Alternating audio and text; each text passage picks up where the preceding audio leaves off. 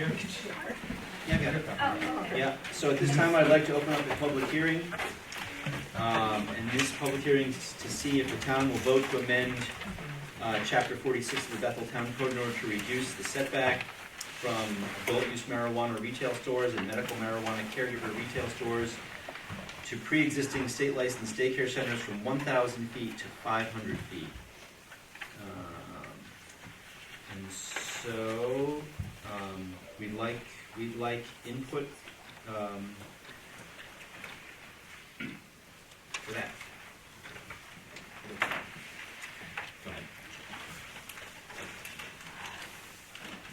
Hello everybody, my name is Jessica Bedone and this is my husband Brent Bedone. We own Pine Tree Glass Art and Bethel Beverage Company located on Route 2 in Bethel. Our current location is 700 feet to the property line of the building which houses Nurturing Vines Daycare and 2 other business lots in between. We have been in business in town since 2014, working on our 6th year at Pine Tree Glass Art, which sells locally made glass pipes and accessories. Ever since the recreational cannabis bill, LD 1719, was voted into law, we have been in a holding pattern, waiting for state and town regulations to provide a legal pathway to sales of cannabis. We have been fielding questions from countless customers who all wonder when we'll be able to participate in the legal marijuana market. Since we've decided not to take advantage of the legal loophole that many caregivers were taking, i.e. rotating their 5th patient so that they could effectively sell to anyone with a medical card, we needed to wait for a time when the state would give licensing and guidance on what these storefronts could or should be.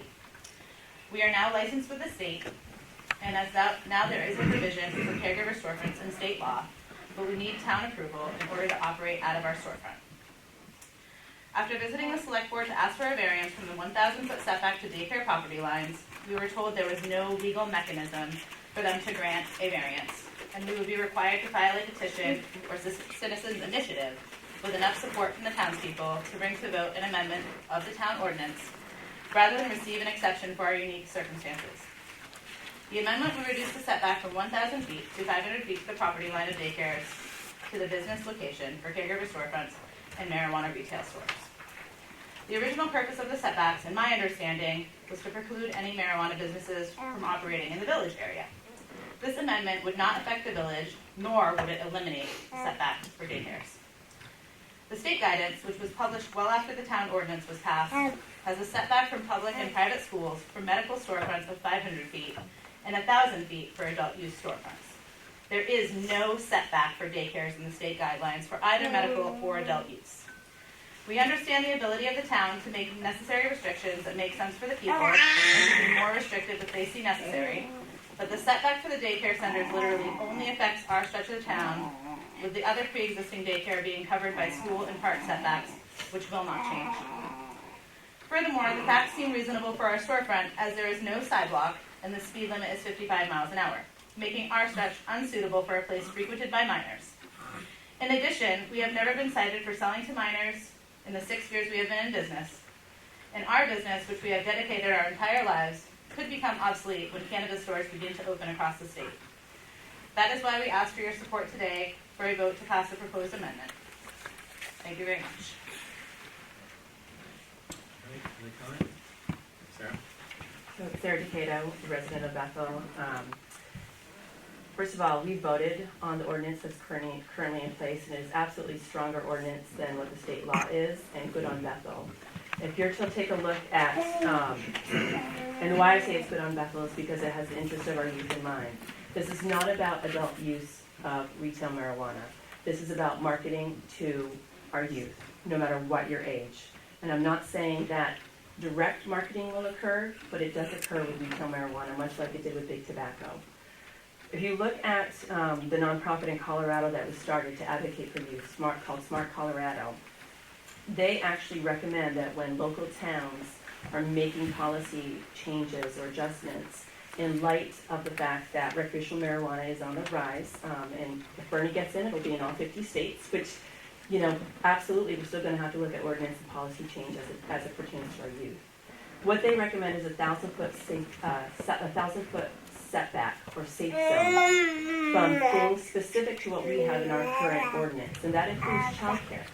And I look at Colorado as a model in the fact that they were the first state, I believe, in the nation to pass recreational marijuana laws. I feel that our voters have spoken. I absolutely honor the local business, which I hear nothing but good things about. I know you're good people. We love your beer store. I think that it's really important that if this is to go to vote, that we do not rush this vote. My recommendation is that this go to a ballot vote. I think it's too soon for it to go to a March ballot vote, but to go on a June ballot, I would appreciate that. Most people did not know about this hearing tonight. If it was posted online, I know because of technical difficulties, but it was posted online as of Thursday of last week. The public knowledge that the town meeting is to occur, a special town meeting that's going to occur on February 10th, should you sign off on it tonight, does not become public till after tonight. So that there's a subset of our population that's aware of this, but the general population of our community is not aware of this. So my ask, I guess, of you tonight is just to, if all the voters, we know we're going to get the bulk of voters on a, not on a special town meeting, but we're going to get the bulk of voters at a general election. And so if that can't be March, I'm asking for it to be June. Thank you. Further comment, questions? I'm wondering if there can be, if this is the only amendment that can be addressed tonight. In other words, my idea is to maybe make an amendment that it be 1,000 feet from door to door as opposed to property line. Yeah, I think at this point, the amendment that we have before us was brought to us by petition. So that's what, We that's it. could do, that would be more of a going to the, either another petition or going to the ordinance review committee and going that path through, but at this point, I don't think we can, I don't think we can do that right in this particular case. That makes sense. Did they get all the signatures they needed for the petition? They did, which puts us into we've been looking more into this, Sarah, as far as like what the law is with the petition, and we've spent a little while going. So I believe with the petition, either once that happens, then that either needs to go to the next existing vote or a special town meeting within 60 days. Yeah, on a petition, which puts us at 2 months out, which is, this came in when? January 15th, so that puts us at March 15th. So it seems like if we don't put it on the February,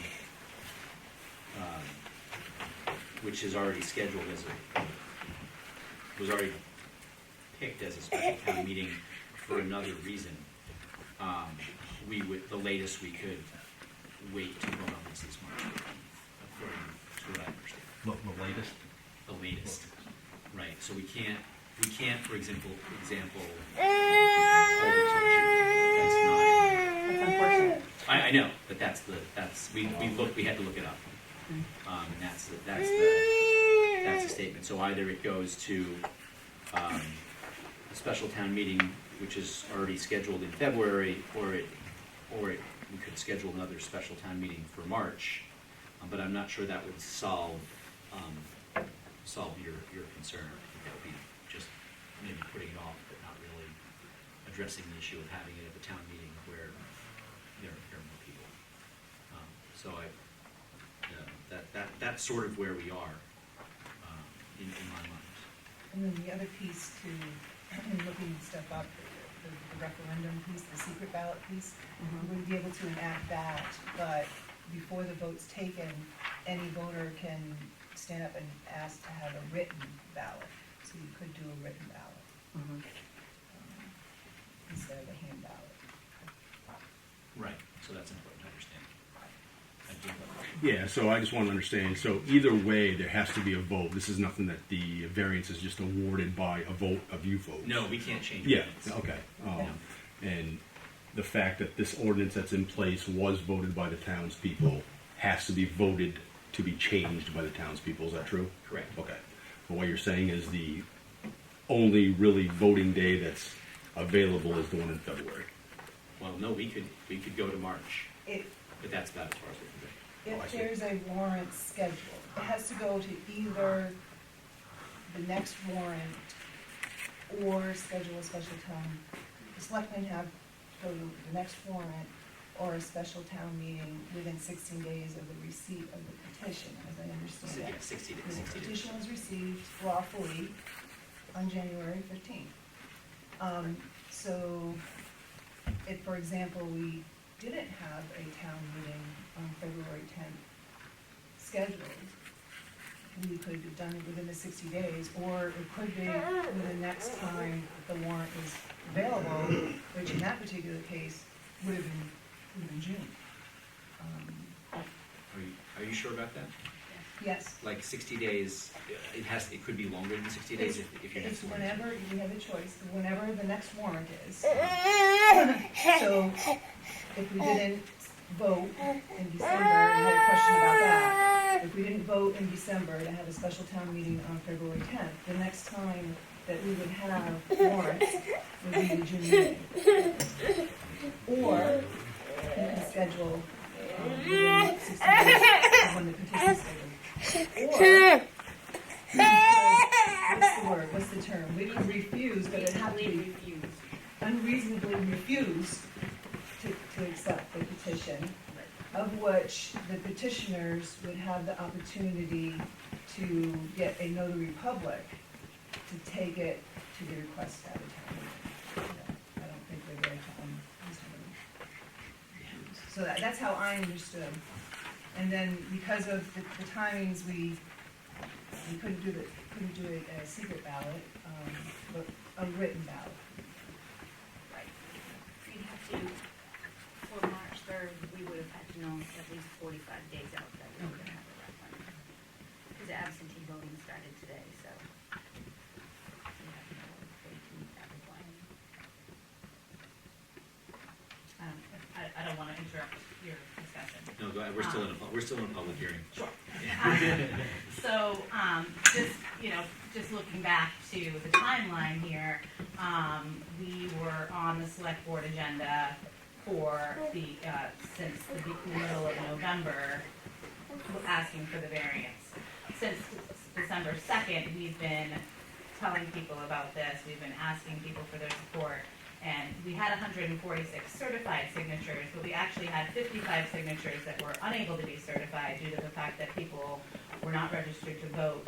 And then we also had another 20 signatures on top of that we didn't turn in because of the fact that we reached our number that we had. So we actually received, granted, so of those 55 people, there may have been people that, either are no longer residents of Bethel or whatnot, but, we asked a lot of people, we've been spreading the word, amongst ourselves. I was in front of the IGA talking to people. I received very few people that actually said no to signing the petition.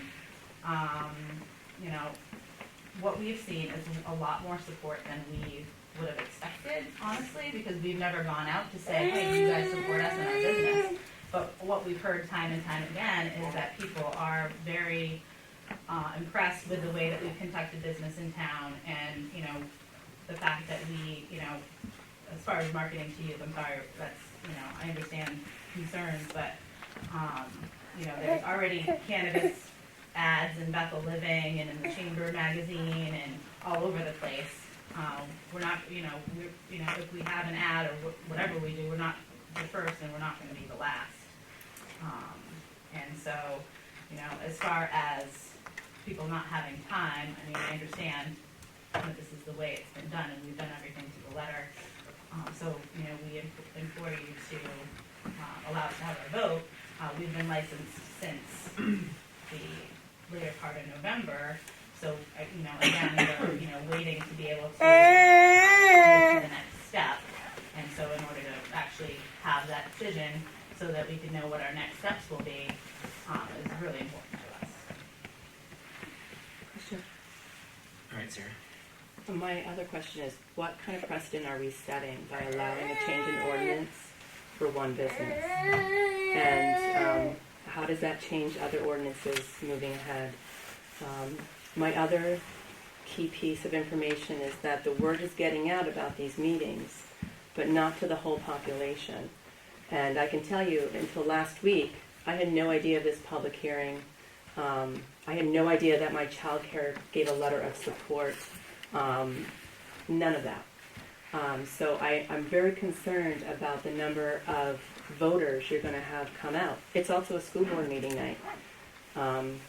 I'm really concerned about the number of voters you're going to come out that is a good representation of our whole community on February 10th. Yes, special town meetings are always, that's always a concern. I mean, frankly, town meeting is also a concern. It depends on the issue that's up that draws people in or not. We see the numbers change by double.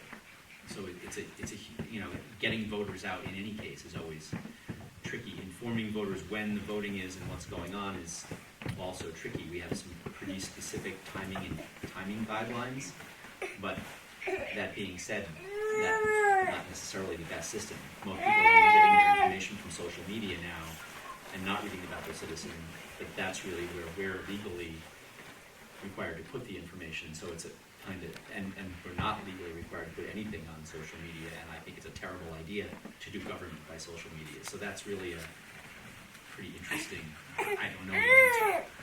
It's 2020 though. We got to look Oh, I out. know. We have to look outside of print paper to get our message across. Plus we do, directly to the media as well. Right, but I mean, and the Not Bethel just, Citizen's available online, but that's not the answer either. It's more complicated than that.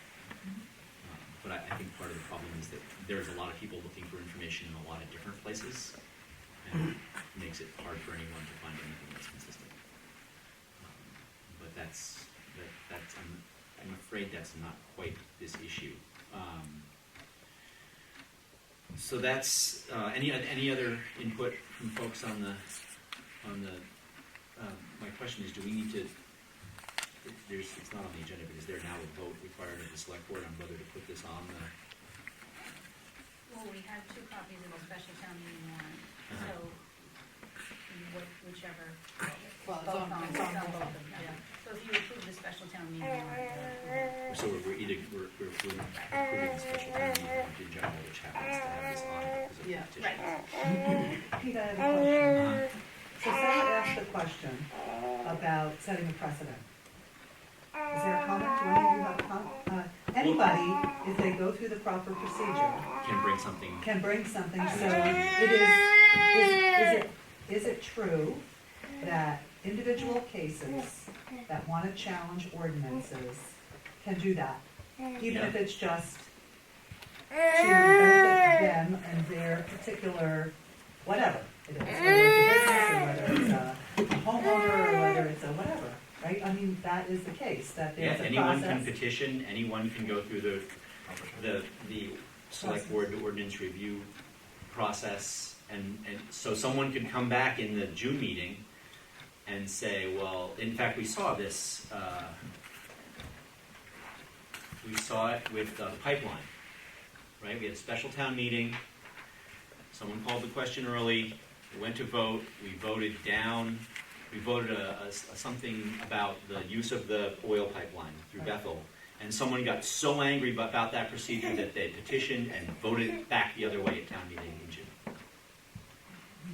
Well, so Sarah, it's just, I mean, I think that that's an important point, is that anybody who wants to advocate for themselves and feels that there's an ordinance in the books that is hurting them somehow or restricting their right to do business or right to do anything, that it is in fact not setting a dangerous precedent. What it's doing is it's showing that there's this process that's democracy that is in place.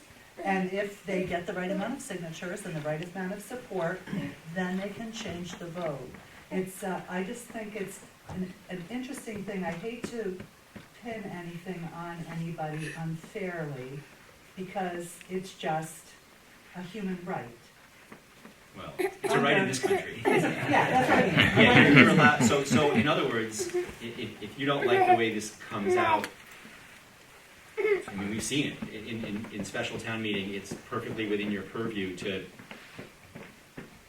go back the other way and bring it to town meeting. I mean, you know, we could ping pong things back and forth for a long time, but that's the reality of the way the system works. Well, in this case, the petition was led by a specific business, but the ordinance will apply to all future businesses Right, who. right, it's not, so this is not this is a change in the ordinance, it's not a change for one particular user.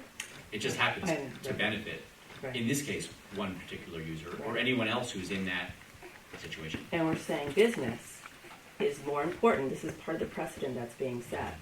Business is more important than a certain subset of our youth. And that is very concerning to me.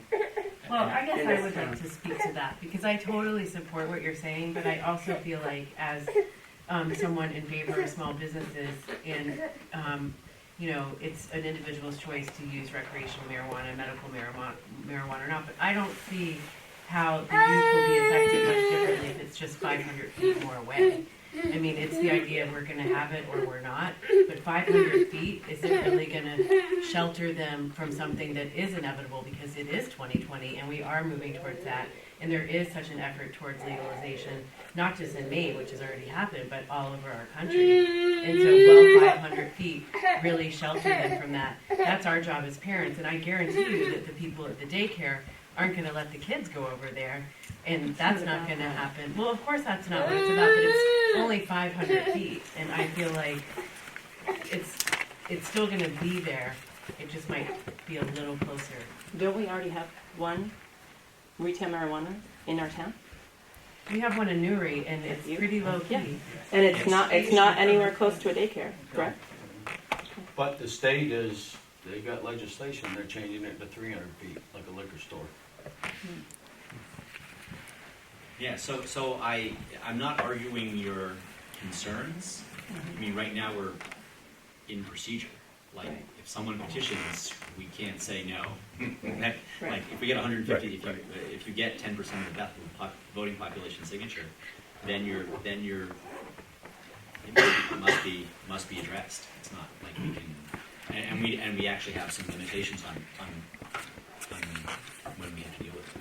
It sounds like the best we can do is, as far as that point goes, is delay it, put it in its own town meeting before March 15th. Right. Right around. And I would imagine that wouldn't bring out any more voters than having it at the February one, because at least there's another issue there that might draw a few more people in. But that's not really a good answer. It's really not, because you're talking 7 days to let people know about it versus 60 days to let people know about it. So I think it potentially could draw out more people. Potentially. You figure 60 days. You're looking at 28 days. Or 28 days Yeah. versus 7. So I mean, yes, it's more time, but I'm not sure it's going to be a whole lot to I don't know. So So right now, in December, we voted to have a special town meeting of 2 items that the selectmen would put on it. This is an ordinance request, so it's a little bit different, our authority, and it's a little bit different.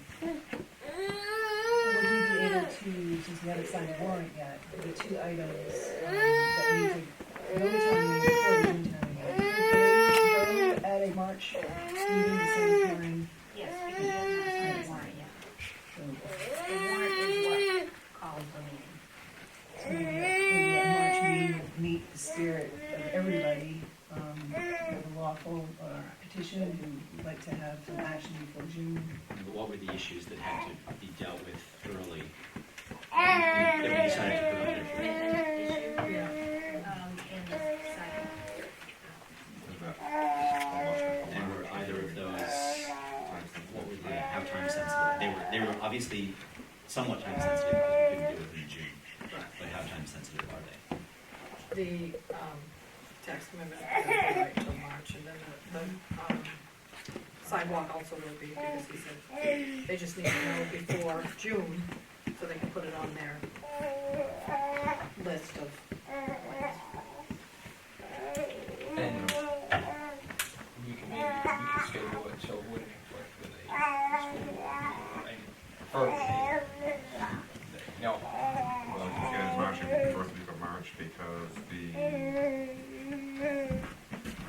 the first and second are, the 15th is a Sunday, which is the first Sunday in March. I just don't see how changing it by, 14 or 18 days is gonna make a big difference. I think that, people like Sarah and other people that have an issue, I think by now they've heard about it. It has been all over social media. Granted, there's been some misinformation, but, we've been able to go out and tell people what's going on, give them copies of the amendment.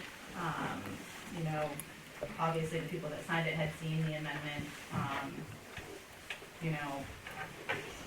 I really don't see how delaying it is really going to make that big of a difference, honestly.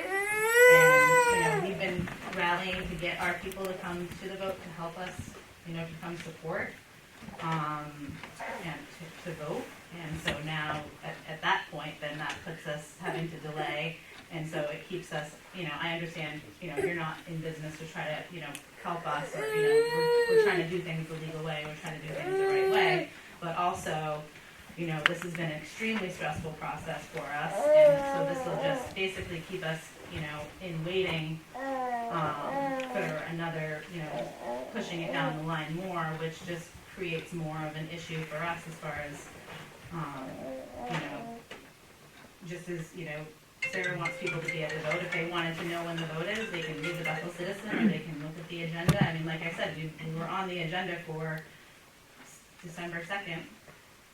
So, I mean, that's, 2 months ago now? So, the petition was all over town. I just really, I don't see, I really would hope that we could just get this over with, honestly. And, if people have the ability to come to the meeting, or they can absentee. No, they can't.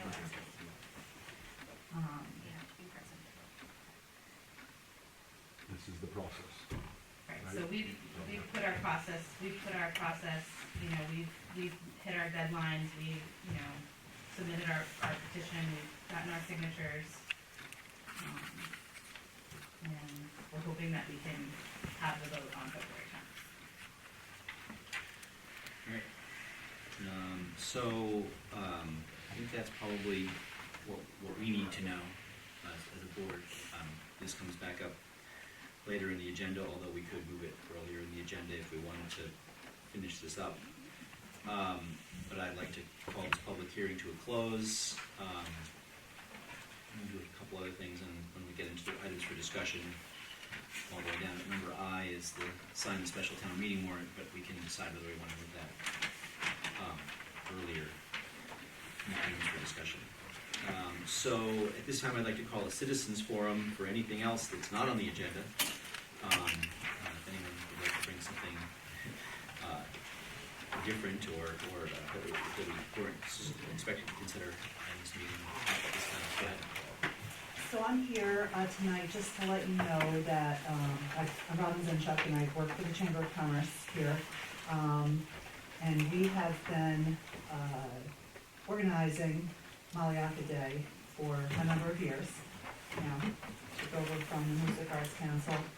And we have set about, after last year's Malayaca Day, we've set about interviewing and speaking with many people around town around making some changes. And I'm here just to let you know that we're on our way to creating a structure to expand what has been a one-day event.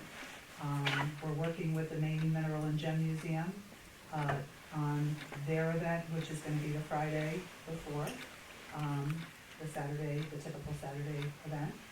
And we're also we'll be looking to the businesses and to organizations who may want to do other things around that time period. We don't want to abandon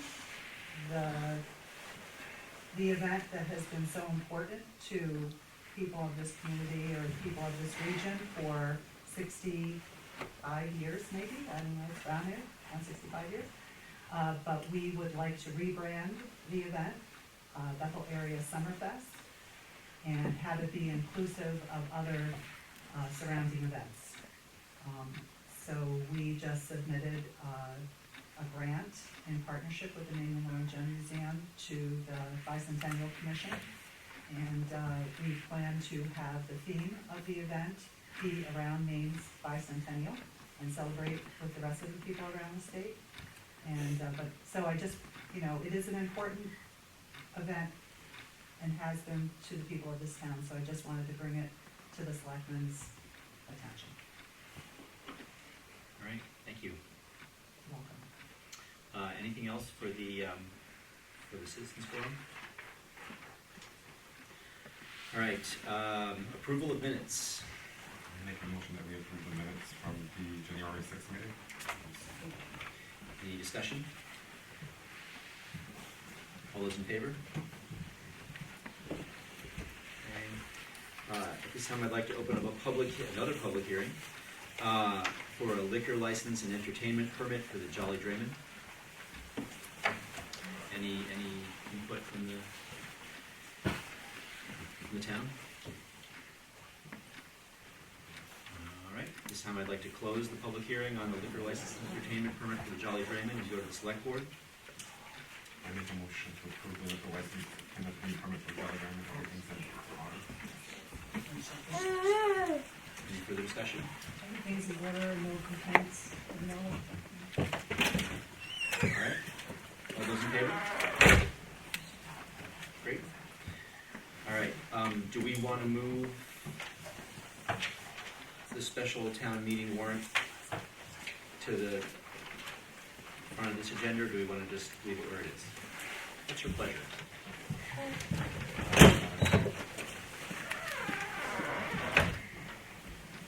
All right, so maybe we'll move it to the front so we can have more closure on that, but we need a motion to sign the special town meeting warrant.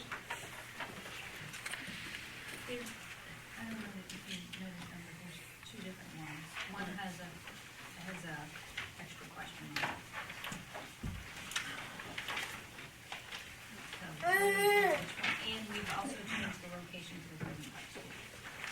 We talked about having it here, but we feel it's going to be kind of we decided to change it to the Golden Park School. Are we talking about the 10th meeting? Yes.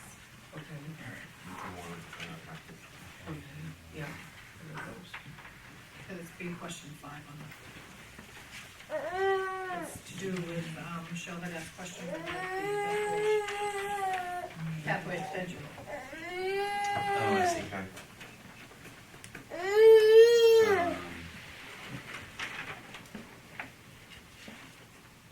Don't we vote on this every year at the annual meeting, at the town meeting? We didn't find it in last year's town meeting. We nominated on the one of them. It's specifically the departmental budget line items, like the snowmobile grant and such, so it's specific to the departments, but there isn't anything in general, and also with the pathway extension to accept it, and then it's supposed to back out again, now that it has all its Right, donations. just sounds like something we vote on every year, but that's, Probably something we had in the past, but yeah. Yeah, we did. I don't know why. okay, For some reason it just, she recommended that we put it on, sure. every year anymore, where the town is growing and changing. So I make a motion to sign the special town warrant that composes the 5 articles.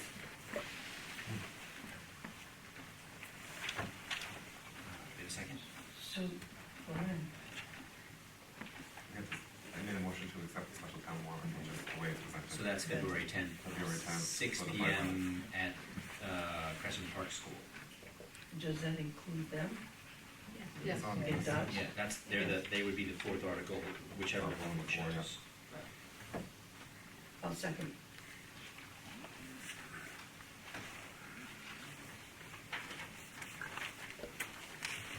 discussion?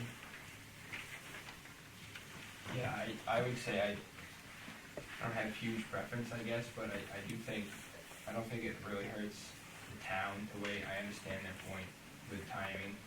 But we have to look out for everyone, not just one person. I wouldn't be opposed, preferably, I would prefer that we do wait on every, pick a date in early March when it's not on the school board, and preferably when it's not at any other time. I know it's probably a logistical nightmare, maybe to reschedule the school, but, that's what I would like to see done to, I know it gets around to some people, but I haven't seen anything on social media or anything about it, so I read the paper and stuff, but maybe other people don't, I don't. And no matter what we decide today on this, this seems to be a recurring theme with other things that we've had in the past, not just the marijuana stuff, just kind of any of the public hearings. We seem to have a hard time getting the message out to people in general, because I feel like we've had this complaint a lot about people not getting the messages and to some extent, everyone has to be responsible and look at things, but maybe we do certainly need to find, I guess, better ways. I wouldn't be opposed to Bethel posting things like meeting dates and stuff like that on Facebook. I do. They're already posted. You do? Yeah. I do. Are you on? I don't know why I don't see it, but. Because But it's that's, probably well, 10 that's different social media, Bethel. so they're Yeah. playing their own, That's right. Well, the reason we didn't do anything with this is because it's not signed. Right. I mean, Right. we talked about it, we were like, we didn't feel comfortable putting something out there that the board has not signed. I mean, you could change as you're discussing Right. right now, you could change the date, you could change the location, you could change the time. I mean, we just didn't feel comfortable putting something out there that the board has not signed yet. Right. So So we're only giving ourselves a week though. I thought we usually gave ourselves two weeks or so. It has to be posted on our window for 7 days. Right. That's my only requirement. So my question is, at this point, we would need, in order to change this date, we would need an amendment to the motion, yes? Yes. Yeah, so, Provide the emotion to get it at least on the table. right, so we got the motion on the table, it's been seconded, but now it's time, if you feel like we need to change the date, you should propose an amendment. Perhaps, if you were gonna amend it, maybe March 11th, which is a Wednesday, I don't know if that works. What meets on March 11th? Planning board, planning board's the second Wednesday. Plus, you usually do budgets sometime in March too.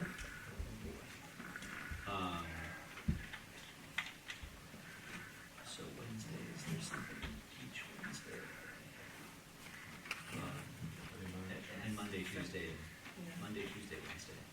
For those first 2 weeks. So, Of course, you go March 9th, you're running into the school board again, that's the second Monday of the month. March 12th, that's a Thursday. Thursday. Monday seems more reasonable to get everybody out. 12 sounds good to me. I can't do much. Anyone wants to play on Fridays? I'll play on it. Which could move us back to March 5th, which is a Thursday. Keeps us out of the Board of Assessors, the rec board, public hearing. I mean, we could look at the end of February too. I mean, I guess we don't have to go all the way to March. Right. Well, I'm not gonna hear March 5th. Oh, March 12th is fine with me. I don't have a, No, it's just maybe as much fun. When you come back? I probably won't. I'll be back on the I don't want to 10th. be, I feel hypocritical being on the same date because it's not individually going to affect me. So, Last meeting, you guys made the discussion to the 10th. It didn't seem like we were trying to get it to March, and then you were like, whoa, we can't do this in March. So, I mean, that was 2 months ago.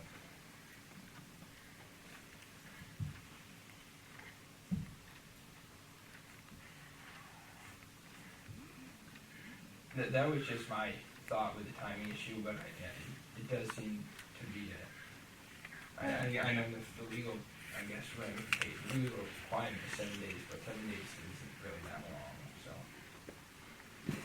Like I said, no matter what happens tonight, that's just something that we should consider for the future, because that, like I said, that seems to have come up a lot in the last. It hasn't every time. Yeah, Doesn't every time. yeah, it probably does. I mean, but- usually our annual town meeting, we sign it and then I have to go out and post it on the window because it's 7 days before the meeting. That's the way it happens. So does someone want to amend this, make a motion to amend this date or time or place? Yeah, I'll make a motion to amend to have a special town meeting for all of the items here, no later than March 15th. I'm looking at March 12th. We need to have a date. Is it Yeah, March we need to 12th? fix the date. What was wrong with the phone? I'm not going to go out. Is that? I'm sorry? So it's not gonna go out.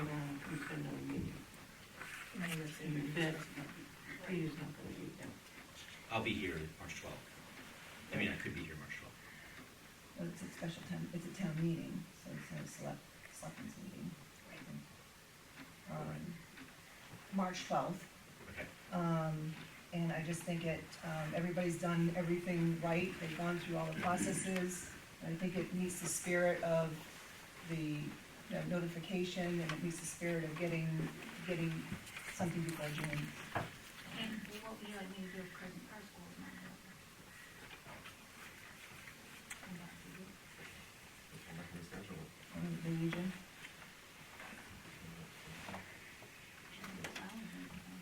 All right, so we have an amendment to move the meeting to March 12th, so we need to a second for that amendment.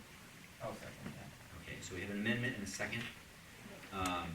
So at this point, we need to vote on the amendment, which is to change the warrant to March 12th, after which we'll vote on the actual, on approving the warrant. So first we vote on the amendment, then we vote on approving the warrant itself. So first order of business is all those in favor of the amendment to change the date to March 12th. All right, that's 2. All those opposed? All right, 3. So the amendment fails. So then next is to vote on the warrant, approving the warrant itself for Monday, February 10th at 6 p.m. at Crescent Park School. All those in favor of approving the warrant? All those opposed? All right. That's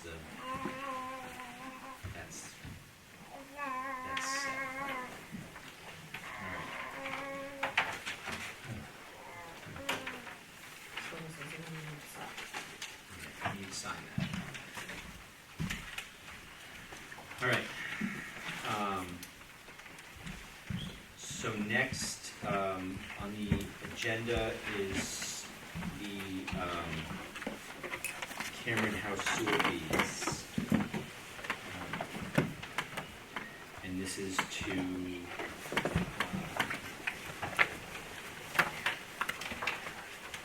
approve or deny the request by the Cameron House to have their sewer fees reduced from 1 unit, from 6 units to 1. So can we get a motion on that, please?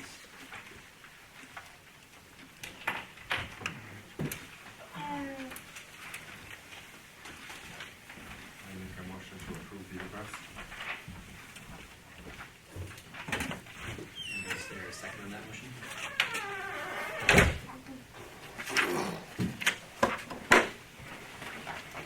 Doesn't look that way. Yeah, so that, sorry, that died. Can we have a different motion? the Cameron House sewer fees. I make a motion that we charge for 6 units. So to deny the request and to keep the 6 units in state.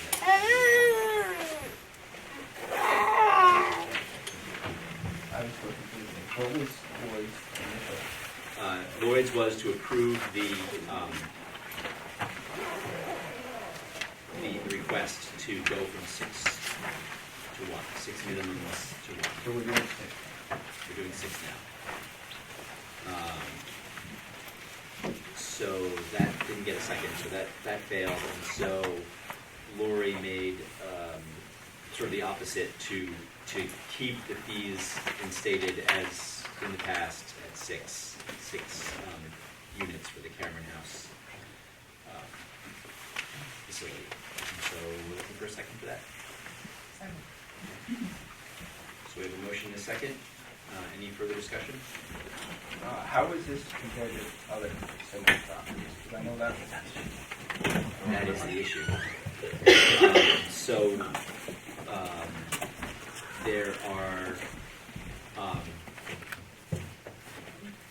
There are a whole bunch of properties that are currently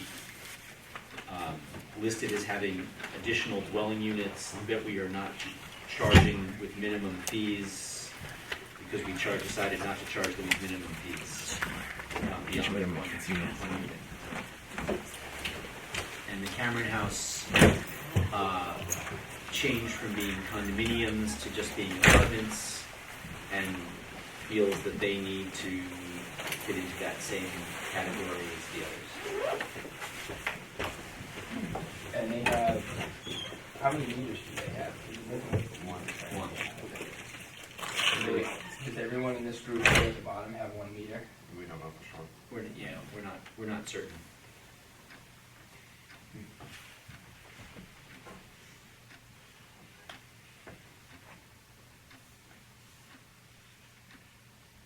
But this is part of a bigger problem that we're. This is a big part of a much bigger problem. Yeah. So I guess to me, it would probably make sense to keep going as is until we fix the real problem, That is certainly which is, an argument. I believe that's Michelle's argument as well. but I mean, I know that doing, if we start doing, sounds like they're getting billed a higher way, if I Right. understand right now, which I wouldn't be in favor of that, generally speaking. I guess, I mean, you're potentially really increasing people's sewer bills kind of artificially. We've had this discussion, I guess, 100 times. Great. Yeah, so I think, in the near future, hopefully before town meeting in June, we need to come up with a more consistent way of figuring this whole thing out. Because right now, it's not that consistent. I mean, to me, the easy way, and I know this isn't looking at the fine numbers, is they have 1 meter, you bill them one minimum, and you can base it on the meters. Just because that's something that can be seen and observed from the outside, you don't have to go and do inspections inside. And then, if you're not meeting your revenue, then I guess you up your usage rates. But, I mean, I know we upped our rates big time this year, but that's just my thought, going down the road, but I don't pay for the sewer, so. Any further discussion? What was the motion again? The motion is to deny the request and keep them at 6 minimums. It's been a long night already. Long day.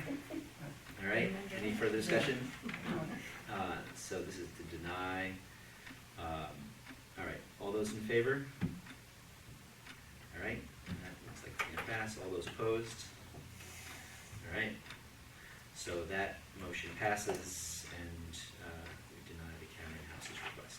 So, just out of curiosity, what was the third option, or was there? There wasn't a third option. We had either approve it or deny it. I mean, well, we have actively used the third option, which is to table for the last 3 months. Yeah. Yes, well, It's getting old, the attorney's not happy.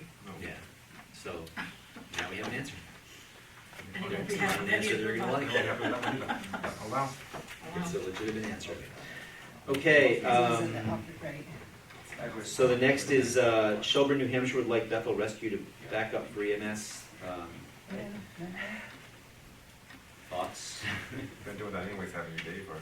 So basically, this is just for them to be able to move forward with their process. They're once again considering moving away from Gorham, New Hampshire as their primary coverage and utilizing Berlin, New Hampshire as their primary coverage. But Berlin, if they agree to do that, wants to know that they have another service able to back them up if they get overwhelmed with calls. In talking with Shelburne, their annual average call volume in Shelburne itself is, call it 43 calls a year. Doing math on nothing for real facts, we're thinking that maybe we pick up 10 calls a year out of Shelburne if Berlin is the primary coverage. With no guarantee to Shelburne, it would be worded such that if Bethel is available and Berlin is not, Bethel would respond to Shelburne. If we agree to do this, obviously they have to finalize their numbers and you guys would have to approve those numbers, but the last time we discussed this a couple of years ago, the town of Shelburne was proposing that they would pay $375 every time Bethel got called up there, and we would still bill the patient. So, potential revenue, low impact to the town. I'm not sure that they will end up going with Berlin, and I think they'll end up sticking with Gorham, but I need to be able to give them an answer. Would Bethel theoretically be willing to back up Berlin if Shelburne uses Berlin as their EMS coverage? Why didn't they do Gilly? I don't have a. That's what he covers, Julie. Oh. Yeah, sorry. What hospital do you wind up going to if you have a patient in Shelburne? Ingersoll. Up in Berlin. So that takes our ambulance a lot further. So you would think, but in actuality, the town of Bethel is located approximately in the center of 4 hospitals: Berlin, Rumford, Illinois, and Bridgeton. So we can go in any one of 4 directions, and actually we take patients from Gilly to Berlin if they so desire. So to us, it doesn't matter. If you say yes and we end up doing it, it would be potential income. If you say no, or if they don't end up doing it, it's no negative impact to us. So I just gotta give them an answer. I know we said it a few years ago that we said we would do that, and they never used us, is that what you said? They ended up staying with Gorham. It's been a long road for the town of Shelburne. Gorham keeps increasing the amount that they charge Shelburne, and a few years ago, I don't know how much backstory you want, but a few years ago they were even tacking onto their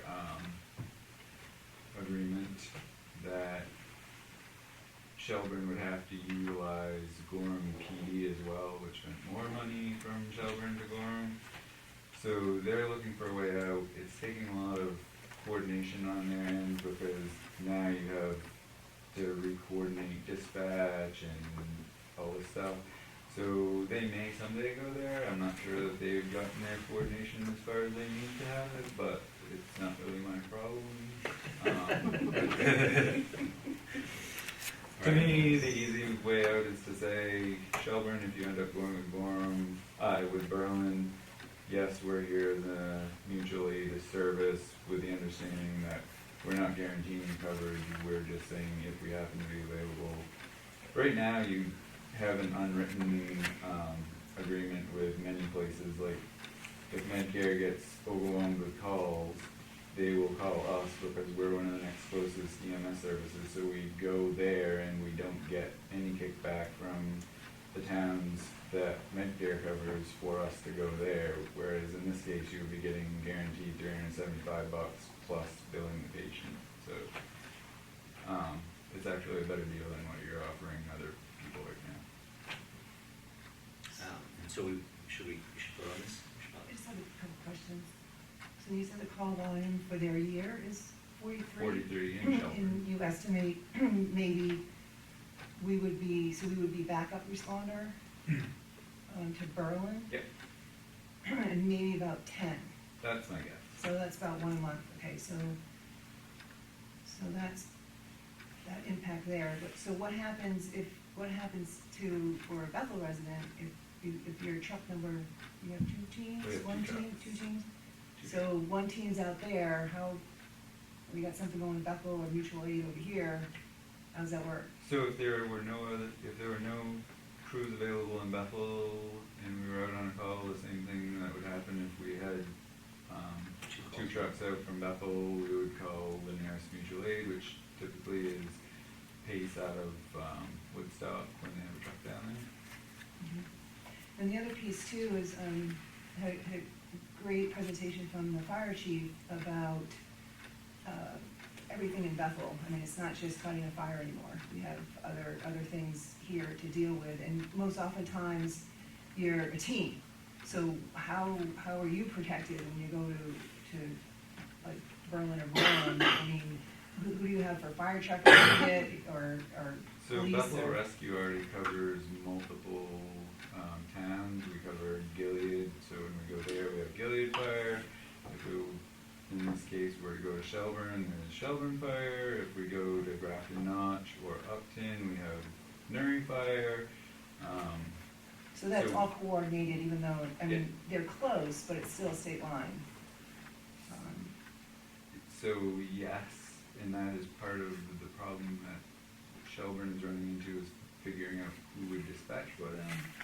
But we already, if we're in Gilead and we're not at the medic level and we're going to Androscoggin Valley Hospital, we already go through our dispatch to get a ambulance out of Berlin to back us up. There's coordination, but I honestly don't see this any different than motor vehicle crash on the town line, on the state line, where people are coming from both directions. There's systems in place, I guess, I would say. That's good to hear. And the 375, how does that compare to anything?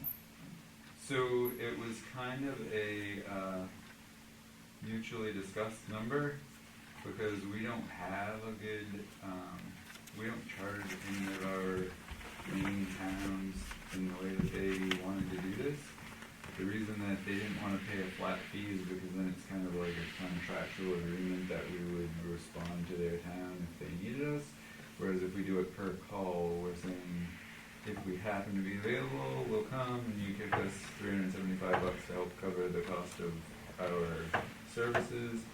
That way, if the patient doesn't pay, at least we cover the cost of our crew and equipment. So we kind of looked at the amount that they were getting charged out of New Hampshire, took the call volume, divided it, and it came up in the ballpark of $350 to $400. So it was like $375. Feels like a number that will cover my cost and not be more than what they were paying for coverage up there. All right, can we have a motion to accept this idea? I make the motion to accept the idea. Okay, any further discussion? Can it just be a trial for a year? I mean, are we committing our? So what I would say is if Shelburne ends up saying, yes, we want Berlin, I would come back to you for a formal approval of the contract between us and them before going any further. That would be my recommendation. So we're just saying to Dave that he's welcome to continue talking to them. All right, all those in favor? Okay, great. Next up is committee appointments. So we have a 3-year appointment to the appeals board. The applicant is Wendy Gray.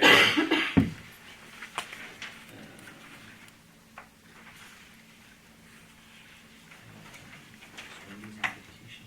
It's on the back, It's I on the don't back. know how that happened, it's on the back of the I spreadsheet. found it, I'm looking for it. I over the noticed weekend. it. I'm like, You guys were in a where is it? executive Where is it? So, David, I make a motion that we appoint Wendy Gray to the appeals board for 3 years. I'll second it. any further discussion? All those in favor? There we go. And then we have a 3-year opening on the recreation board, and Robert Owicki from Greenwood, I hope that's Wakel? Wakel, okay. Robert Wakel from Greenwood has applied.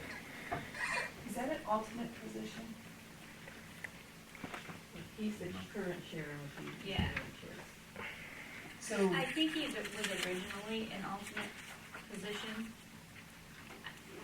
Sarah's trying to do away with all the alternate positions. So, don't we already have a Greenwood representative? we do, So this would be 2 Greenwood representatives and no Right. Woodstock representative? correct, we have no interest in stock. Still, that's how our ordinance is set up. Yes, I mean, obviously you can appoint him as the alternate, is what he was.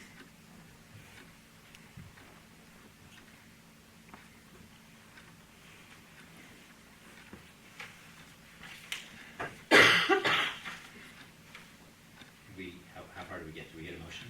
No, doesn't got anything. Do we have a motion on Robert? No, if he's gonna be a full, I mean, our ordinance doesn't call for 2 regular Greenwood representatives. And it would cut out the Woodstock person? No. No, we would still look for a Woodstock person, but I think Sarah, I don't know, but has some ordinance amendments that she wants for June town meeting to get rid of alternates and to get rid of the requirements to have people from Woodstock, Greenwood, and Marion, because we had a Woodstock person, his term is up, but he never went to a meeting. I know Sarah sent emails to town managers today about, Right. rec committee stuff. I was looking for So one. does it make sense to wait until after the ordinance changes are made, or? Well, Did I speak to the Yes. recreation committee? yes. I think brought him in. Michelle raises a very good point about the double representation for Greenwood and the lack of representation for Woodstock, but I'm a Bethel rep on the committee. And in my experience, I would not know what town anybody was from because it works on a region-wide basis. And so, although I think the ordinances should be straightened out, Bob is a very good chair. And it's my impression that it's hard enough to get people to serve in the first place, that kicking them off, this is not that might do us more harm than good. Get a guess. Who's the other person from Greenwood? I think it's Melissa Sheridan. She's from Greenwood. Would she be willing to be the alternate? I have no idea. I mean, I can only go with what's in front of me. I mean, you can certainly make him the alternate, if that's what you choose. No, I think she said make her an alternate. Oh, Melissa? Yeah. Well, we've already appointed her as a voting member. Oh.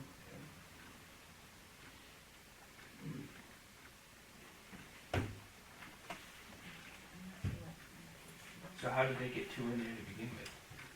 The one was the alternate.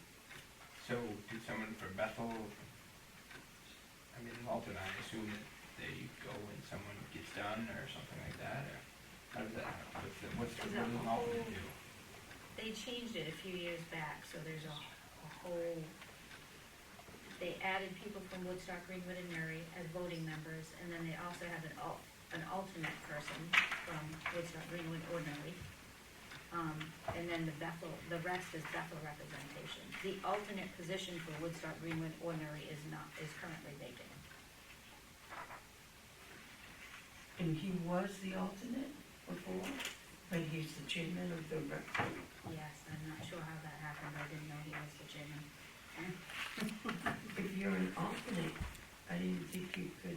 You can't vote. Yeah. Yeah, I don't know how that, I didn't know he was the chairman.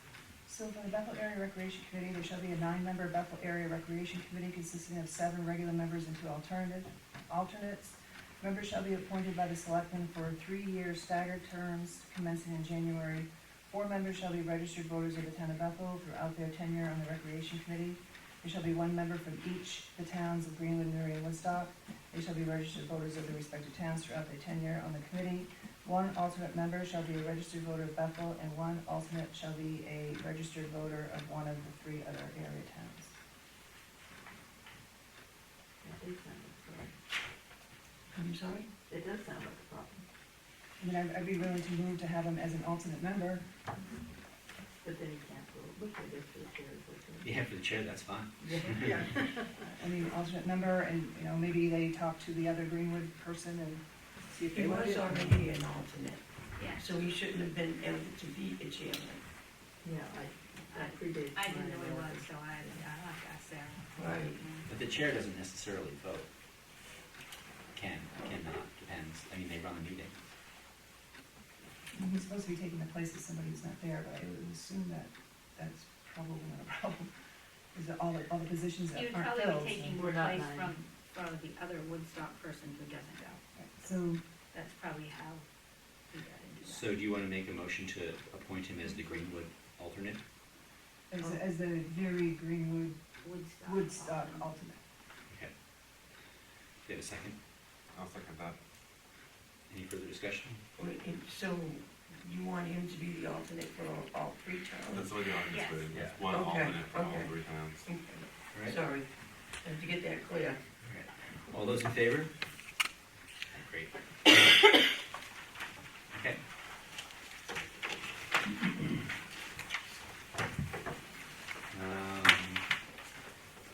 Update on the wastewater treatment plant capital improvements project?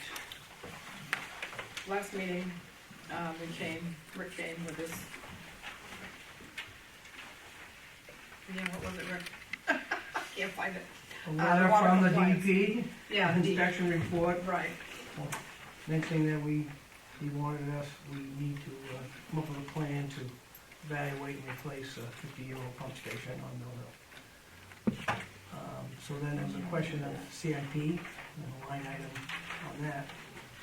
Right, and we do have 35,000 that we put in this past year towards, we just have it as wastewater treatment plant capital, 35,000. That was voted on and approved. Not gonna fund the plant, but it's gonna allow us to keep projects alive, get some engineering, find out about grants and all that stuff, new projects. So that 35, I have some old spreadsheets, I think when we were working on stuff, that wasn't going to be going towards the replace the Bridge Street lane. No, those are old sheets and So on it's the, just general Yeah. CIP. and what was originally, under the debt service, it was listed as just 35,000, didn't say it was specific for anything. We just have it for capital improvement. Okay. So what's being asked? We just, last week, last meeting, you wanted us to make sure that they had the 35,000, and if we wanted to, if we could use it towards engineering of our, DEP plan for the Mill Hill. Pump station. What's engineering? I don't understand that. To get this project underway, you can't just put it out to bid, it'll have to go through engineering and hopefully a grant process, so we get some of it paid for, and a design, of this whole thing. I mean, the 35,000 is just enough to keep us in business, keep this project alive. So, you can't do it, you have to have some money there to be able to do business. So do we have a estimate or a draft of the capital plan going forward?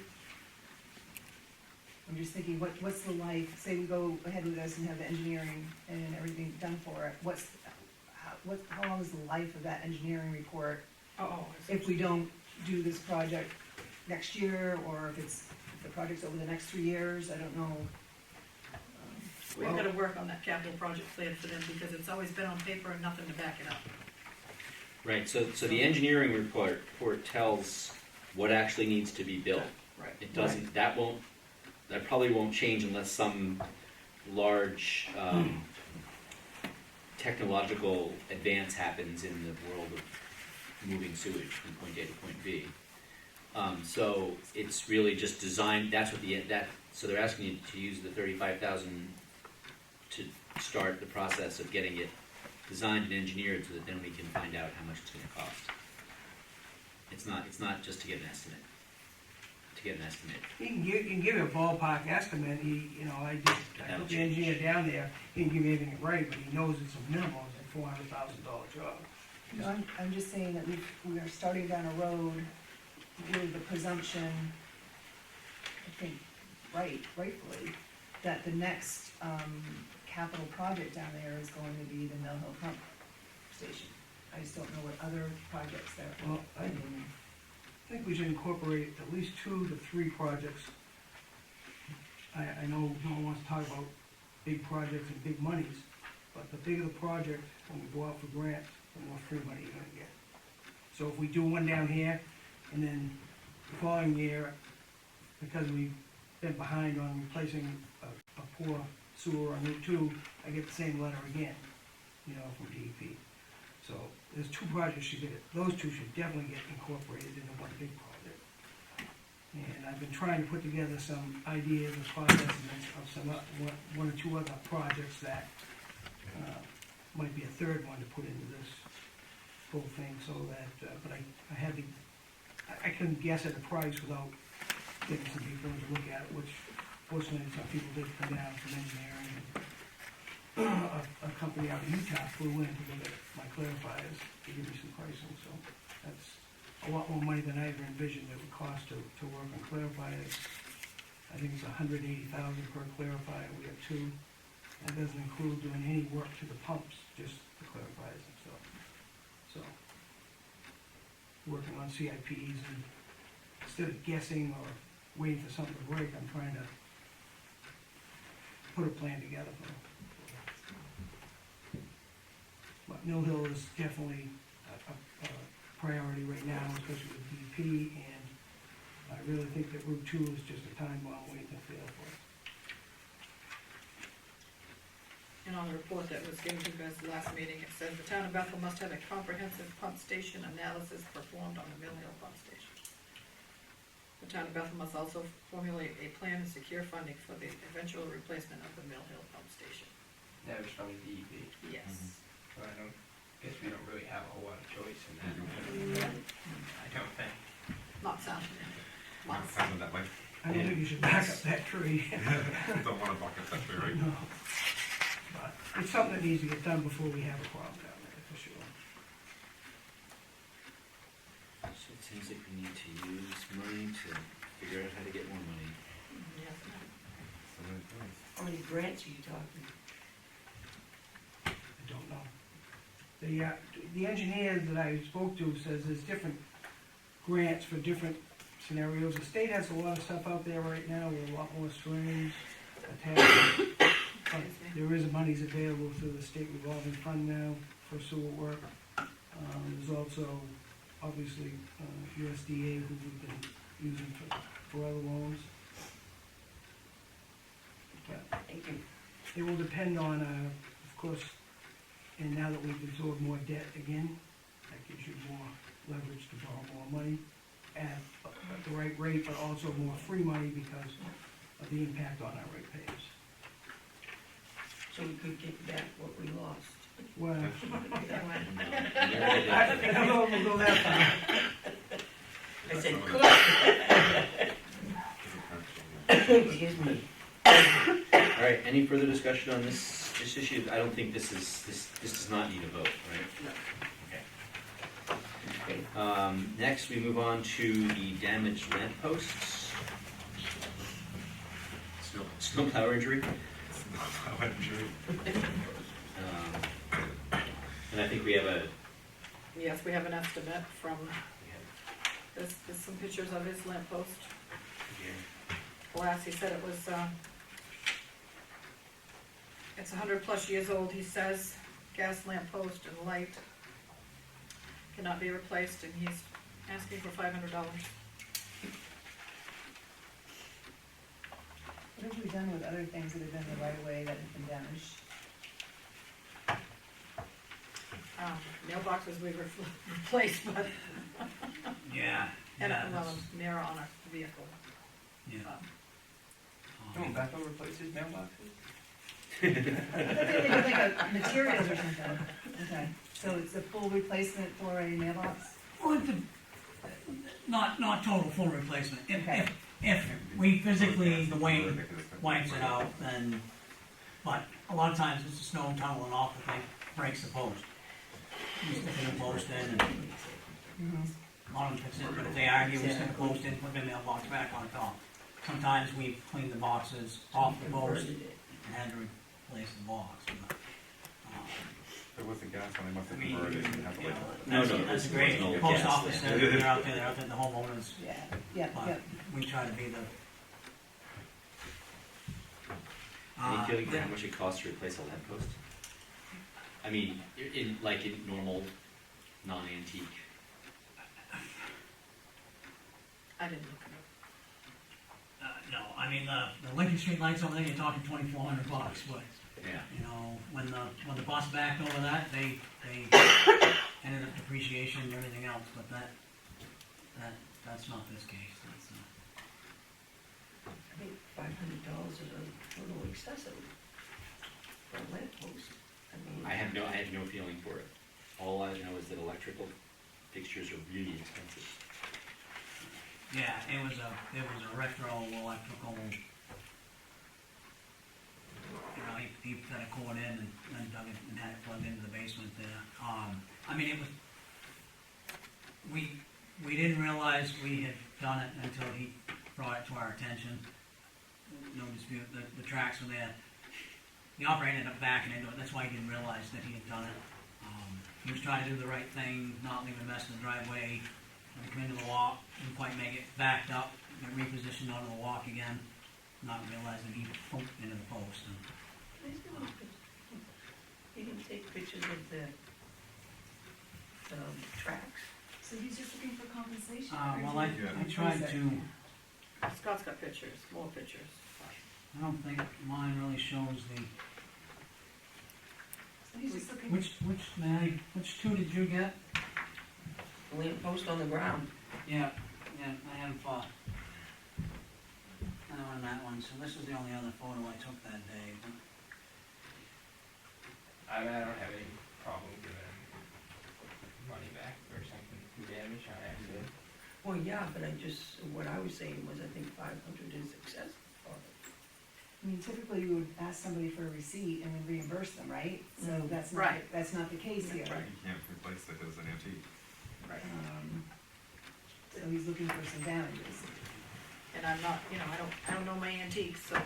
I think we need to maybe find out what a lamp post. Probably more than that, actually. And the figure, pardon? Wanna Google that? And that figure came up with, he said somebody offered him $500 for it 10 years ago, and he declined to sell it then, so that's why he thought he'd ask for that now. That's why he came up with that figure. Oh, so it's not even connected? Get it connected in, yeah. Yeah, he did have a Okay. line. You Oh, can- yeah. Yeah, that was a Okay. figure Yeah, the connected cord to, going from It's not on there, it's on the yeah. attachment. a cord going from the lamp post to his basement. Oh, okay. It shows it better on that, you see the color from another one. so just the base of cement, and the pole stood in the cement. When we bumped it, we broke the back part of the cement away and put stone.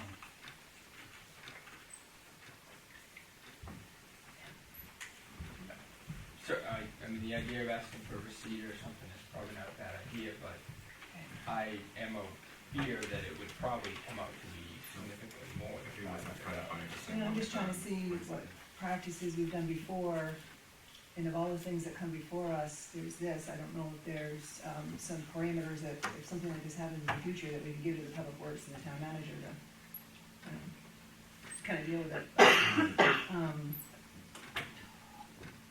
We have a history of taking care of stuff that we damaged. Right, yes, when they did the mirror on the car or truck or whatever, the guy got me the receipt. I'm not saying that you shouldn't be compensated, I just feel it's an excessive No, amount. it's not excessive. It's not. No, they're expensive. They're coming up with Yeah, let's see, I got 600, 460, 1500, 800. Yeah, I don't think it's So you that. think 500 is reasonable? I think it's probably in line. I mean, yeah, they're running 6, 7. I mean, my fear is, and I don't know, but I know some people in this town who can be pretty obstinate about things. And if I were being obstinate about this and I asked for something that I felt was pretty reasonable, which I mean, 500 is a lot of money, but I think in this case it's probably reasonable. I think if he were to call a professional, have a professional come up, install a brand new light post, I mean, I think you'd be looking at thousands of dollars, probably. That's what I'm seeing. It's gonna be, I think $500 is a pretty reasonable compromise. I mean, there are cheaper, there are a lot more expensive, but as soon as you try to put in installation, it's right. And by an electrician. Well, that was $65 an Well, hour. it wasn't, it was just a cord. Yeah, that was one of That mine. wasn't a real, it wasn't an installation of the street light that we so know. Right.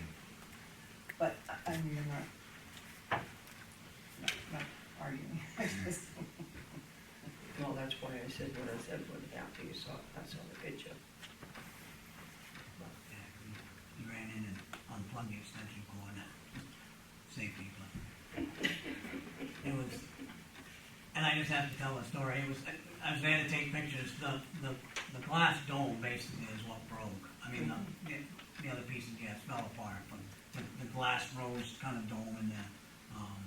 And I probably shouldn't say that. It was like two pieces.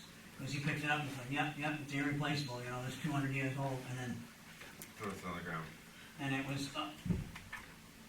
those two are now 20 pieces. It's like, the damage was done, you know, you couldn't put it back together, but it was just Ironic that he kind of treated it that way.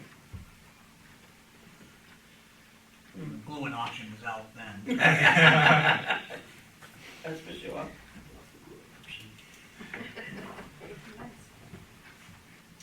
So do we have a motion on this?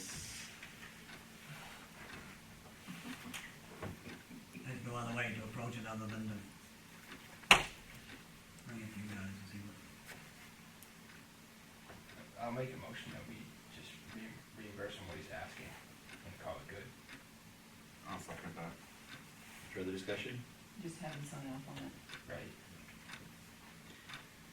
All right, all those in favor? All right, good. Thank you. So next, wages and salaries, fiscal year 21. Too fast.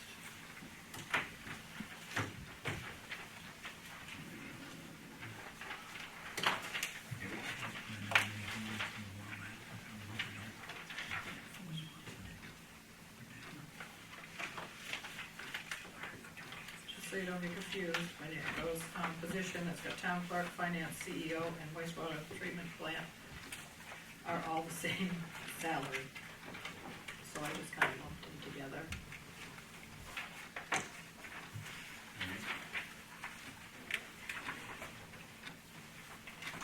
I did a 2.5%,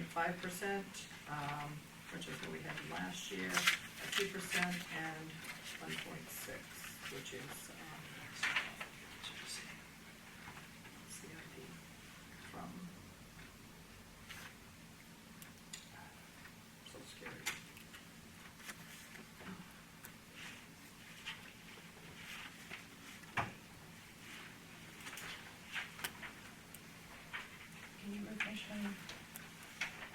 Memory, what we've done the last couple of years?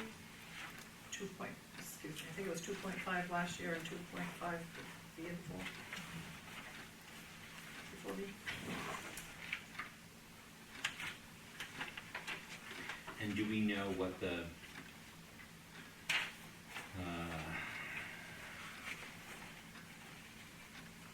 consumer price index or whatever? That's the 1.6. 1.6 is consumer price index. Yes.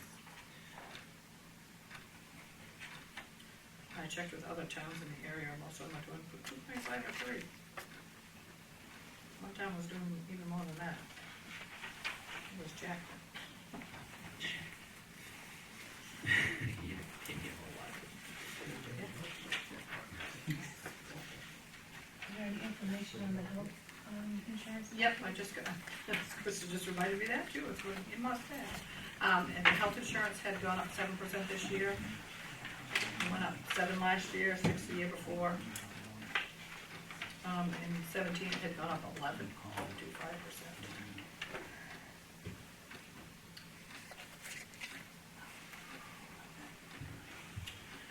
All right, so we need a motion, on,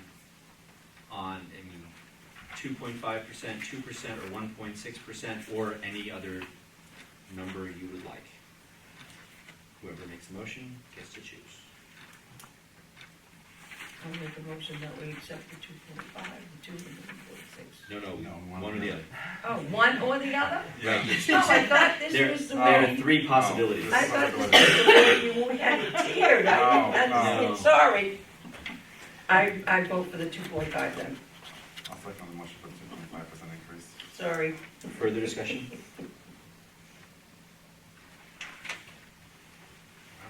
All right, all those in favor? All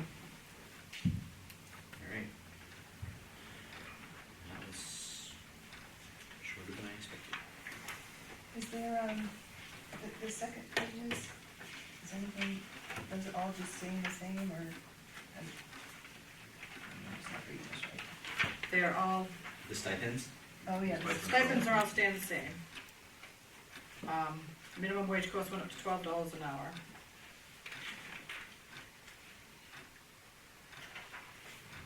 So the ballot clerks will be at 12 instead of 11. So the hourly ones like here, Those, that FY, Yeah, it'd be Page for, one. page 3. The one for like the base Oh, the driver, the basic. they've gone up to $12.75, which is, That's for 2021. You may want to consider yeah. changing those down the road. I am one of those, so. I know. They Don't were want you to change it. 12.28. It's not gonna affect, I mean, it's not gonna matter to me, I'm gonna do it, but not do it, but when I started at Bethel Rescue, what was minimum wage, probably $7.50, and I think we're getting, I think close to 10. Does that sound right? You know? How long ago was that? When I started, the minimum wage was 0. You were happy to go out Right. anyway. So that would have been 8 years ago, 9 years ago, It was at 9 years ago. 9 years ago, and it's only going up to $12.75 now? Right. Wow. Right, so I'm not gonna vote on that because, you know, or even make any motions or anything. I just think, consider that down the road, because minimum wage is going up more than those bottom level positions for a lot of those departments. I don't know how. These are important people to us. Well, and what my point was, is that when I started, it was close to $2.50 an hour more than minimum wage. So $10 an hour back then was pretty good pay compared to what I could get, you know, like elsewhere. But now, with $12 being minimum wage, now you're 75 cents ahead versus $2.50.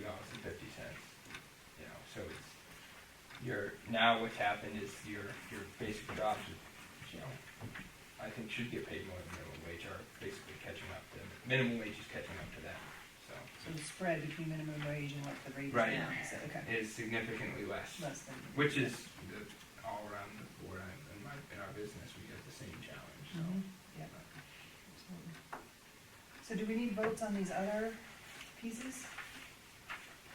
ballot clerk, the hourly wages, stipends is the same, hourly wages, Well, your hourly wages, I assumed you were all doing the 2.5%, no? is that what this number is? Can't do the math. On the, Everything's two on the point. ambulance, you mean? Yeah. Did you figure those out? I went by David and Mike's. So they range anywhere from 2 to 3.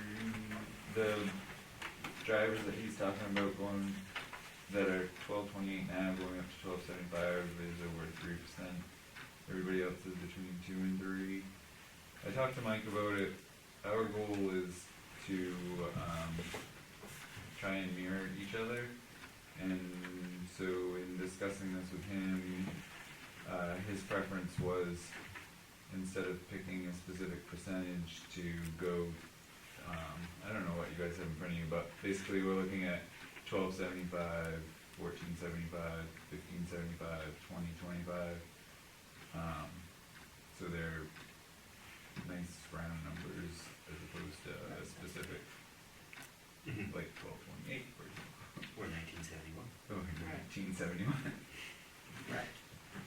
So he and I discussed numbers, and this was our best stab at it.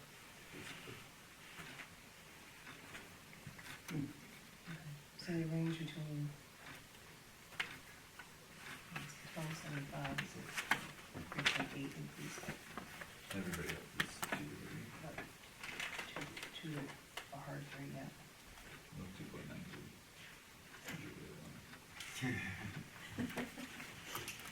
I didn't bring that paper They with didn't me, but you bring had it on there. I'm in agreement with Andy that we should really look at this a little better. I don't know, If I'm not but if you wanna mistaken, give us $5 an hour, Okay. and we also, this, last year's numbers, weren't they as, didn't we also bump these up Last year, yes. a fair bit last year? Because of minimum wage. That was the stipends, wasn't it, I think? we bumped the hourlies because if you hadn't, then drivers would have been making less than minimum wage Right. come January, so. Right. Right. That was 2 years ago. Oh, Yeah, and we added the secretary and treasurer last year, before rest.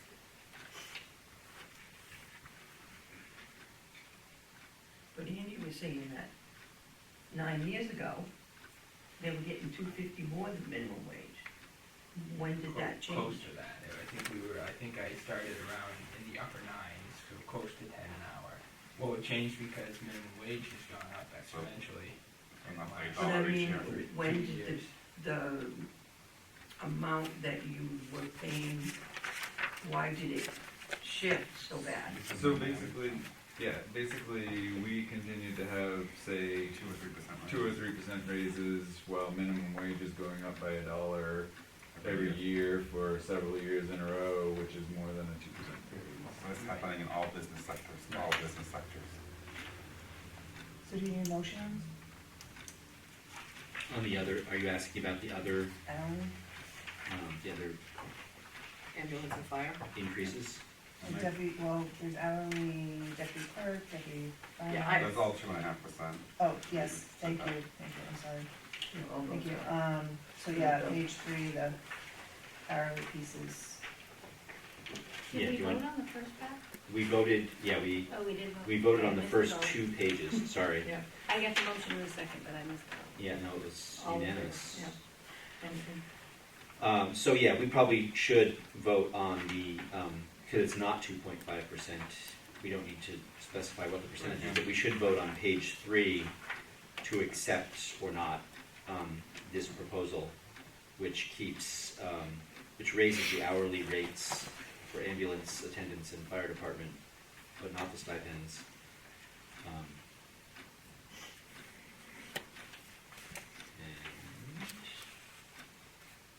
anything else change on the last page? No. No. That's what it said. All right, so we just need to vote, I think we should vote on those, since they're not the same. They're not done by percentage. I make a motion to approve the ambulance attendants and fire department wages as presented to us for the 21 fiscal year. I'm gonna abstain just because I'm on both. Do we have a second? Second. Any further discussion? I think we really need to look at this fella.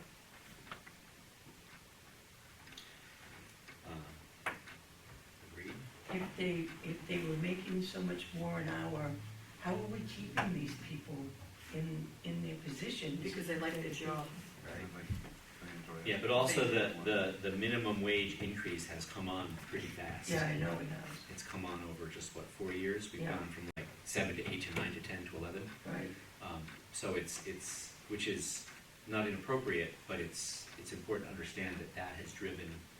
But your, Oh, I but understand your that people part. that are working in the stores and all these, they're not getting a $1 plus a 2% raise each year. They're getting just their 2% or 3%.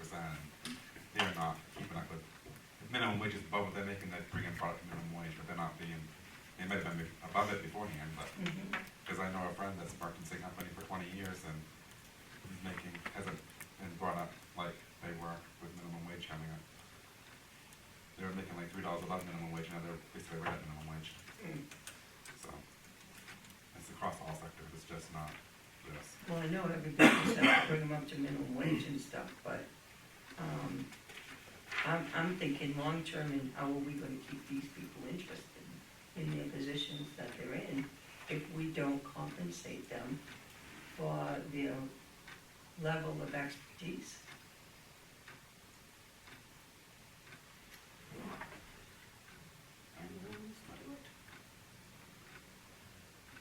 Do you want to amend the proposal? Yes. I'd like to amend it so that we increase their, minimum wage, their wages a little bit more than they are. I would think that if we went with adding $2 an hour to each one, Do you have a second for that? I guess not. I'll stay abstaining. I guess not. All right, so not having a second, the amendment fails. So we can, any further discussion on the original motion, on the original amounts? I guess I could. For me, it's a little too fast just to do $2 right off the top. I would wanna see what the numbers look like compared to the hours and how it fits in. I mean, I would make an amendment to, do what's proposed here for FY '21, put those numbers in, as placeholders for the budget, and by March, before the budget and the selectmen meet for their, joint budget, that we revisit this and see if we wanna do a further increase. Is that a motion? Yeah. It's an amendment. That's an amendment. Amendment, no, that's amendment. I'll second that one. Any further discussion? So this is an amendment to return to these numbers before the budget meeting, once we have more information on how it will affect the overall budget. That sort of, so you know the number of hours and what the dollar figure is for changing these numbers. But use the FY '21 numbers that are proposed. In the budget for Right. now, Yeah. Right. until we May or have may time to not, look at it. right, and and- make a decision, may or may not change it. Right. Don't mean to put more work on you, David, but is there any way we can get, general idea of how many hours each one of these persons work per year? I know that's, I'll with come the up with some numbers. How's that? EMT, I know that it's hard to pinpoint exactly how many hours the driver's gonna have. So, what would be easier would be to go with something more like what you were originally talking about. If it's not $2, whatever that number is, it's easy to know how many hours are going to be worked, not necessarily easy to know how many hours are going to be worked by a specific license level. Okay. So that's why a 2% raise is harder to calculate, because, obviously, 2% on the $20 an hour job is more than 2% on the $12 an hour job. Right. But if you're looking at an incremental, we wanna increase above what we're suggesting by a certain amount, I could certainly get you numbers for that. All right, that makes sense. If you wanna do a percentage increase, I can do that, it's just a little bit messier math, that's. No, I think just the dollar amount, Okay. which makes sense, I understand what you're saying. Yeah, Alright. that makes sense. All right, any further discussion on the amendment? So, all those in favor of the amendment? All right, that brings us back to the original motion.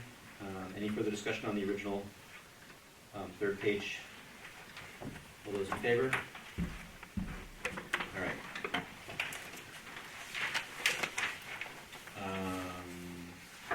So not to interrupt you, but, I would like to say thank you on behalf of your emergency responders for,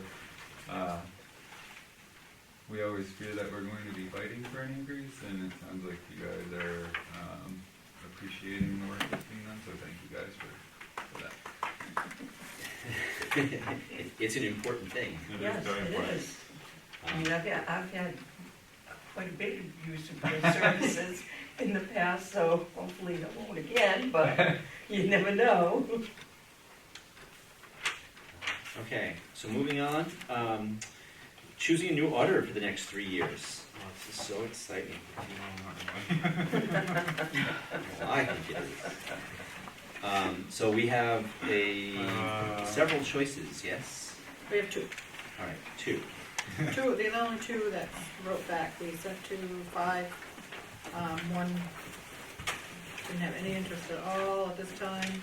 One never wrote back. Nice. And 2 said they couldn't finish it. Very much.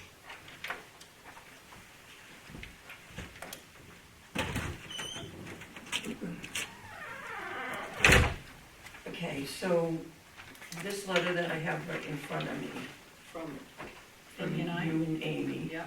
is suggesting that the Keel J. Hood CPA firm is the, I don't want to say better of the two, but they seem to be more in line with what we need.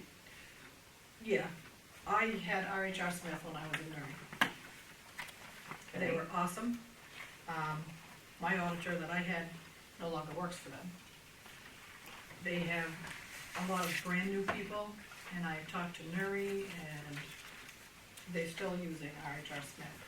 At first, you get the more of the head honchos, which are just 2 or 3 of them, and then after that, you get the newbies, which the old newbies all gotta learn sometime. Yeah. And I don't have a problem with that. He's a little more expensive, they were good, but I don't know, I don't know Keel at all, I have not a clue. Just going by his responses here. We wanted somebody that's gonna actually come into the office, and they both do that, RHR Smith always did that before. And Keel says he'll do that also. And he did come in significantly lower. And He was our auditor too. He I was was? gonna say, he was a previously auditor before Bully, right? Yeah. So why did we get rid of him before? I have no idea. I can only speculate, and I don't only know I that. think it was, we just went out for price. We went out with proposals for this time for the contract to be renewed and seeing what was up there, if I remember right. How do these bids compare to what we're paying now? What we're paying now is, we paid, his contract price was $7,300. In 2018, we paid him $10,800. In 19, we paid him $18,000, 333. In 2020, no, it should have been 17, 18, 19. And this year, we paid him $12,400. And so how much are the Keels is $7,800 for the audit. Let's see, it's says $6,800 per year for the years ending in 2020, 2021, and 2022. A bill for the audit will be submitted along with the draft of the audit payment as expected next month's completing warrant. The cost will be $7,800 if a single audit is required. Where we have, I won't say grant money, but that's not what I want. Yeah, RD money Oh, over $750,000 in a single year. Yeah, it's another little blow, so that makes it $7,800. And RHR Smith is $9,900, and he does charge hourly for, if we call him ask him to come help with different things. I think Keel said he would do that for, what charges this? When did it change to Keel, that Keel didn't work anymore? 3 years ago. 3 years ago, So it was with this new auditor that we've had for the last 3 years that took this guy's place? Yes. Okay. How was he before? Was he good at the job or? Yeah. I mean, I don't really do anything with the audit. I mean, I always thought he did a really good job. He was here, he came here. I mean, I've done different things over the years, like one year he will just spot check things and we had to inventory the safe. Or we had to, I've done different things like that with him, but I don't really work with the budget, so I haven't had a one-on-one with him, but I thought he was fine. And you heard from Rumford, right? Right, and I did hear from the finance officer in Rumford called me when she found out we were looking for an auditor to let me know that they actually have used both of these auditors, and they're both very good. Okay. And that was the HR and Keel? Yeah. Yes. And I think Yes. Keel was specific to like a sewer or water. or Yes, something. I believe that's what she One, said. Smith was RH was a regular audit like this is, Yeah. and then Keel worked on their, regional Yeah, sewer sewer, water water. thing. Yeah. So, the Boyer, I'm sure I'm butchering his name, unfortunately. I always did too. Ron Boyer, so were they invited to, Did I send him Participate, an yeah. application for this one? No. do they know that we're looking? They should, their contract had ended 2019. Okay, so I haven't seen the contract, so I don't know if there's a notice, No, we the only notice, or- notice we had to put was if we decided to get rid of him before the end of his contract. and that is, That was if we did it before the end of it, which we didn't do it, because it ended with this audit. with this audit, so June Yeah. 2020, he's done. Or is it done when the It's audit's? done now, because you have the audit in front of you. The audit's So here. it's just, okay, so he's gone, he's done and gone. And he was the one that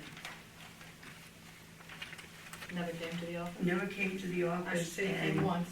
yeah, That was and, before I was manager. and he also was the one that overcharged us a lot more than what he agreed. Yeah. And then we also have the audit in very late to us too. Yes, he took a year to get the audit to us, so, Yeah, so we have to photocopy it to put it in the town report yeah, instead of last it, year. yeah, okay. In all my years, it's the first time I've ever had it. I don't look that. That's fine. I mean, don't get me wrong, my questions just are trying to learn, and when you're dealing with attorneys, when you're dealing with auditors, there's a certain amount of professional courtesy that goes in those industries, and whether they do, good job, bad job, I just didn't know if they were invited and we had the opportunity to be able to submit something that we could use. No, I didn't ask him.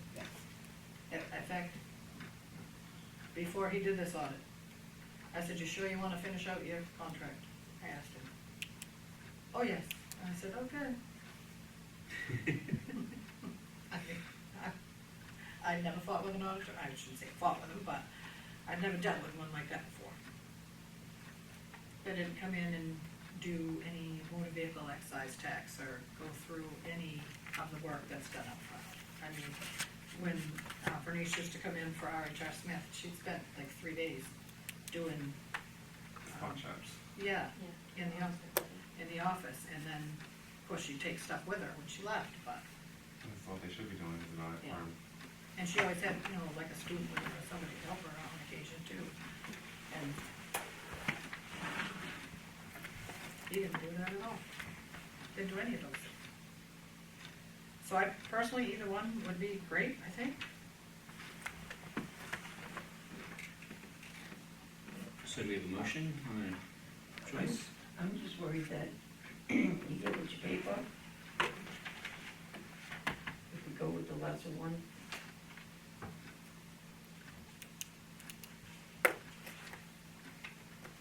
I don't know how in auditing world that is.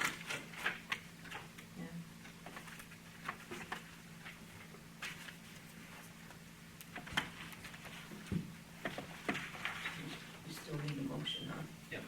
It's a 3-year contract? Yeah. Significantly less than the other one. Bad choice. I'll make a motion, we go with Selectboard CPA. A second. Any further discussion? All those in favor?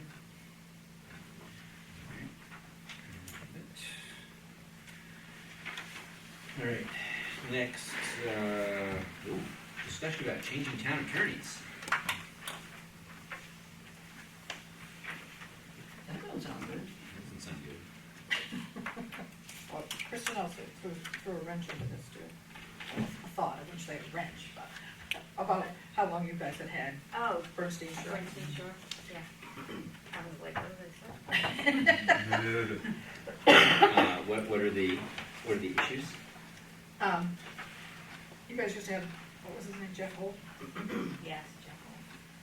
Anyway, He's retired. he's retired, so they just